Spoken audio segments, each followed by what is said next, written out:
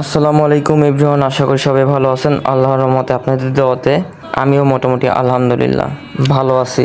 দীর্ঘ 11 মাস সাধনা করার পরে মাহে রমজান মাস পেয়েছি।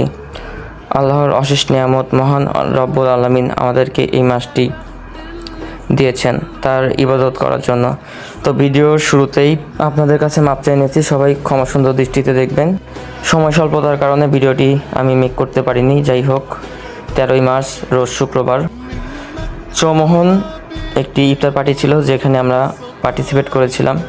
তো যাই হোক, চৌমোহনের রাস্তাটি খারাপ থাকার কারণে আমরা দিঘই দিয়ে ঘুরে যাচ্ছিলাম, অনেকটা পথ ঘুরে যাওয়া হয়েছিল আমাদের। তো যাই হোক, রহমতের মাস প্রায় শেষ দিকে, বাসায় তেমন একটা ইফতার করা হচ্ছে না, কারণ প্রত্যেকটা দিন কোথাও না কোথাও ইফতার করা হচ্ছে। আল্লাহর অশেষ নিয়ামত এবং রিজিকের মালিক মহান রব্বুল আলামিন। তো রিজিক যেখানে থাকুক না কেন সেখানেই যেতে হবে। পবিত্র মাহে রমজান মাস অর্থাৎ ইবাদতের মাস, রহমতের মাস। জানি না সামনে বছর আপনার আমার ভাগ্যে এই মাসটি আছে কিনা। প্রিয় চৌমোহনবাসী, আসসালামু আলাইকুম।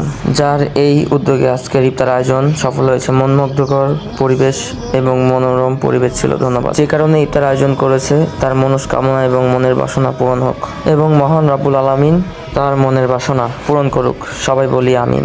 হে মহান রব্বুল আলামিন, আর মাত্র কয়েকটি রোজা রয়েছে, প্রত্যেকটি রোজা সহি সালামতে শেষ করার তৌফিক দান করুন, আমিন।